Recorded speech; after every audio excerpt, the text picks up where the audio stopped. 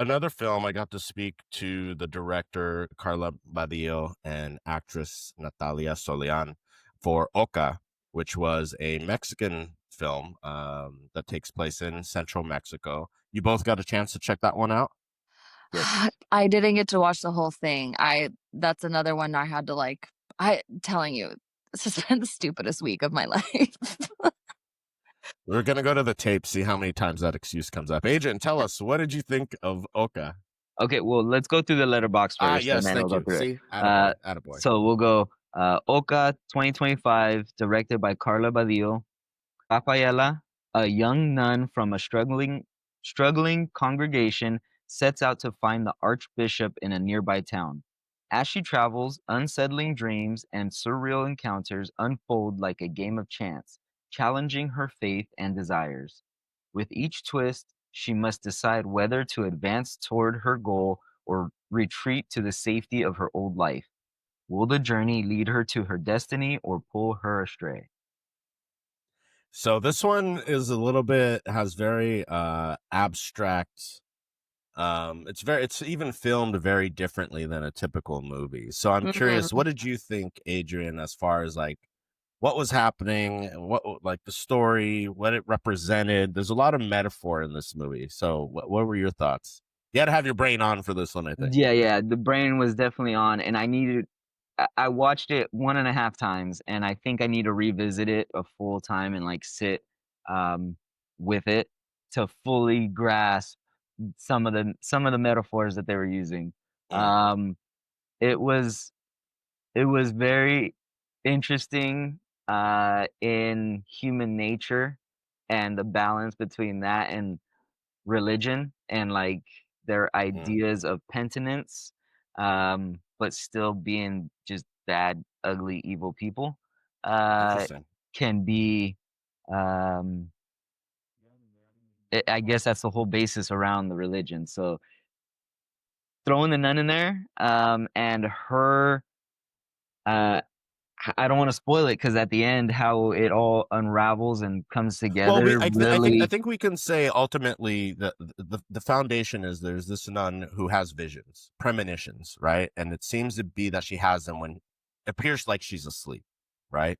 So there is, and these premonitions have come true in the past. At least that's how the movie starts with It's that the basis, right? natural, like, difference, like, discernment, right? Like, are you being, guided by God's will, or are you being guided by You're your own selfish, intentions, right? right? Like, so that's the common balance that they're playing with the entire time, Correct. and Across it's different characters too. correct, and it's Yeah. wonderful, wonderful. But I feel like that is so important, right? Because Hmm. say today you have someone that comes up to you and said, "I've had this vision from God. This is what he told me, yada, yada, yada, yada," right? It's that fine line of like, is he really being told something by God, or is he having hallucinations and he's mentally ill? Sure. So, and you have to also remember too that God is very unforgiving in the Bible. It's fairly violent in certain areas. And so kind of to what you're saying of like that penitence of like how they choose to go about things.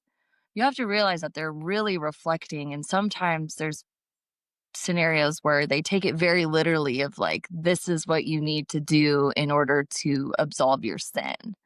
So, Hmm. especially if there's somebody who's having like premonitions and they're not necessarily like, it's very hard to distinguish, okay, is this the work of the devil or is this the work of God? It's And that's very, ultimately kind of what this movie deals with, like interpretation of faith, and everyone has their own yeah, interpretation of faith.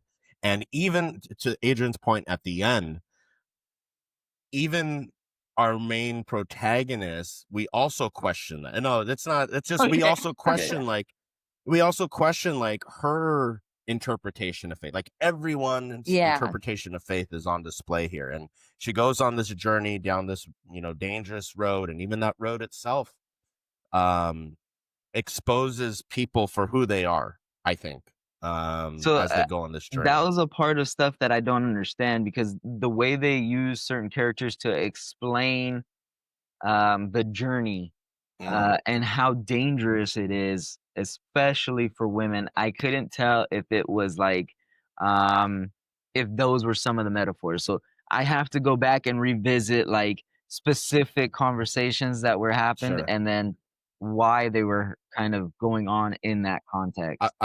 I told Karla when I was speaking with her, like, she has such beautiful poetic writing in the script. Like, there's so many lines that I mean, the way the movie opens up about like the wind, and if the wind is at God's will, it pushes us to where we're supposed to be. You know, things that Right. she said it much better than I just did. But you know, how they talk about, you know, oh, this road is dangerous for women.